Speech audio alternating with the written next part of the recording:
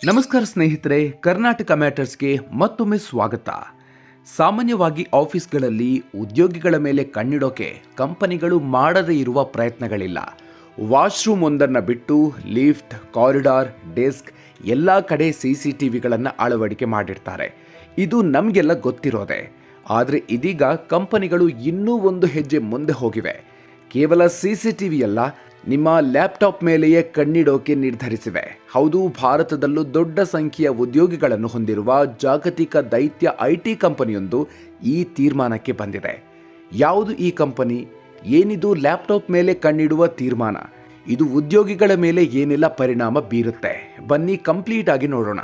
ಅದಕ್ಕೂ ಮೊದಲು ನೀವಿನ್ನೂ ನಮ್ಮ ಕರ್ನಾಟಕ ಮ್ಯಾಟರ್ಸ್ ಚಾನಲ್ಗೆ ಸಬ್ಸ್ಕ್ರೈಬ್ ಆಗಿಲ್ಲ ಅಂದರೆ ಈಗಲೇ ಸಬ್ಸ್ಕ್ರೈಬ್ ಆಗಿ ಬೆಲ್ ಐಕಾನ್ ಪ್ರೆಸ್ ಮಾಡೋದನ್ನು ದಯವಿಟ್ಟು ಮರಿಬೇಡಿ.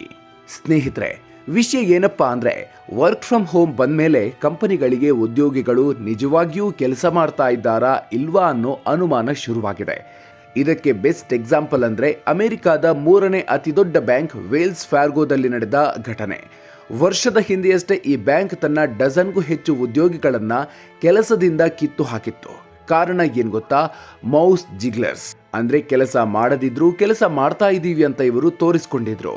ಇದಕ್ಕಾಗಿ ಮೌಸ್ ತಾನಾಗೆ ಅಲ್ಲಾಡುವಂತೆ ಮಾಡುವ ಡಿವೈಸ್ ಅಳವಡಿಸಿ ಕಂಪನಿಗೆ ಮೋಸ ಮಾಡಿದ್ರು. ಈ ಘಟನೆ IT ವಲಯದಲ್ಲಿ ದೊಡ್ಡ ಸಂಚಲನವನ್ನೇ ಸೃಷ್ಟಿಸಿತ್ತು. ಈಗ ನಮ್ಮ ಭಾರತದ IT ವಲಯಕ್ಕೆ ಬರೋಣ.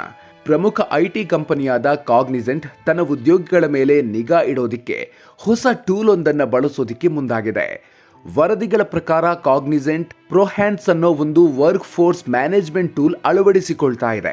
ಇದು ಉದ್ಯೋಗಿಗಳ ಪ್ರತಿಯೊಂದು ಚಟುವಟಿಕೆಯನ್ನು ಟ್ರ್ಯಾಕ್ ಮಾಡುತ್ತೆ. ಇದು ಹೇಗೆ ಕೆಲಸ ಮಾಡುತ್ತೆ ಗೊತ್ತಾ?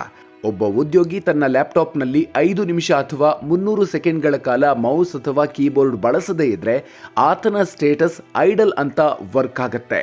ಅಷ್ಟೇ ಅಲ್ಲ, ಒಂದು ವೇಳೆ 15 ನಿಮಿಷಗಳ ಕಾಲ ಸಿಸ್ಟಮ್ ಬಳಸದಿದ್ರೆ ಆಗ activities away from the system ಅಥವಾ ಸಿಸ್ಟಮ್ನಿಂದ ದೂರ ಇದ್ದಾರೆ ಅಂತ ರೆಕಾರ್ಡ್ ಆಗುತ್ತೆ. ಇಲ್ಲಿ ಇನ್ನೊಂದು ಇಂಟ್ರೆಸ್ಟಿಂಗ್ ವಿಚಾರ ಇದೆ. ಕಾಗ್ನಿಸೆಂಟ್ ನಾವು ಉದ್ಯೋಗಿಗಳ ಒಪ್ಪಿಗೆ ಪಡೆದ ನಂತರವೇ ಈ ಟೂಲ್ ಅಳವಡಿಸ್ತೀವಿ ಅಂತ ಹೇಳಿದೆ. ಆದರೆ ಕೆಲ ಉದ್ಯೋಗಿಗಳು ಹೇಳೋದೇ ಬೇರೆ. ಮಿಂಟ್ ವರದಿ ಪ್ರಕಾರ ಉದ್ಯೋಗಿಗಳಿಗೆ ಈ ಟೂಲ್ ಬಗ್ಗೆ ಟ್ರೈನಿಂಗ್ ಕೋರ್ಸ್ ಕಡ್ಡಾಯ ಮಾಡಲಾಗಿತ್ತು. ಆ ಕೋರ್ಸ್ ಮುಗಿಬೇಕು ಅಂದರೆ ಅವರು ಐ ಅಗ್ರಿ ಅಂತ ಕ್ಲಿಕ್ ಮಾಡಲೇಬೇಕಿತ್ತು. ಹಾಗಿರುವಾಗ ಇದು ಎಷ್ಟರ ಮಟ್ಟಿಗೆ ಸ್ವಇಚ್ಛೆ ಅನ್ನೋದು ಉದ್ಯೋಗಿಗಳ ಪ್ರಶ್ನೆ. ಈ ಟೂಲ್ ಮೂಲಕ ಎಷ್ಟೊತ್ತು ಲಾಗಿನ್ ಆಗಿದ್ರು, ಯಾವ ಆ್ಯಪ್ ಓಪನ್ ಮಾಡಿದ್ರು, ಬ್ರೇಕ್ ಎಷ್ಟೊತ್ತು ತಗೊಂಡ್ರು ಅನ್ನೋದೆಲ್ಲ ಮ್ಯಾನೇಜರ್ಗಳಿಗೆ ಲೈವ್ ಆಗಿ ಗೊತ್ತಾಗುತ್ತೆ. ಇದನ್ನೆಲ್ಲ ಕೇಳಿ ಕಾಗ್ನಿಸೆಂಟ್ ಉದ್ಯೋಗಿಗಳು ಗಾಬರಿ ಆಗೋದು ಸಹಜ. ನನ್ನ ಪರ್ಫಾರ್ಮೆನ್ಸ್ ಚೆನ್ನಾಗಿಲ್ವಾ, ನನ್ನನ್ನು ಕೆಲಸದಿಂದ ತೆಗಿತಾರ ಅನ್ನೋ ಭಯ ಕಾಡಬಹುದು. ಆದರೆ ಕಾಗ್ನಿಸೆಂಟ್ ಈ ಬಗ್ಗೆ ಸ್ಪಷ್ಟನೆ ನೀಡಿದೆ. ಕಂಪನಿಯ ವಕ್ತಾರರು ಹೇಳುವ ಪ್ರಕಾರ ಈ ಟೂಲ್ ಅಳವಡಿಕೆ ಕೇವಲ ಕ್ಲೈಂಟ್ ಪ್ರೋಸೆಸ್ ಮತ್ತು ಸಮಯದ ಮ್ಯಾನೇಜ್ಮೆಂಟ್ ಅರ್ಥ ಮಾಡಿಕೊಳ್ಳೋದಕ್ಕೆ ಮಾತ್ರ. ಇದನ್ನು ಬಳಸಿಕೊಂಡು ಯಾವುದೇ ಉದ್ಯೋಗಿಯ ವೈಯಕ್ತಿಕ ಪರ್ಫಾರ್ಮೆನ್ಸ್ ಅಳೆಯೋದಿಲ್ಲ ಅಥವಾ ಅದರ ಆಧಾರದ ಮೇಲೆ ಕೆಲಸದಿಂದ ತೆಗೆಯಲ್ಲ ಅಂತ ಸ್ಪಷ್ಟಪಡಿಸಿದೆ.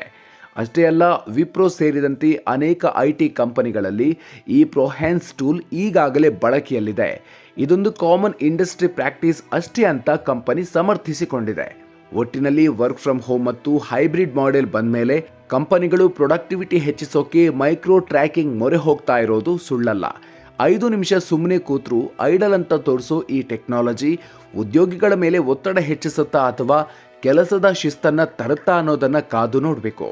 ನಿಮ್ಗೇನನ್ಸುತ್ತೆ? ಲ್ಯಾಪ್ಟಾಪ್ ಸ್ಕ್ರೀನ್ ಮೇಲೆ, ಮೌಸ್ ಮೂವ್ಮೆಂಟ್ ಮೇಲೆ ಈ ರೀತಿ ಕಣ್ಣಿಡೋದು ಸರಿಯಾ ತಪ್ಪಾ?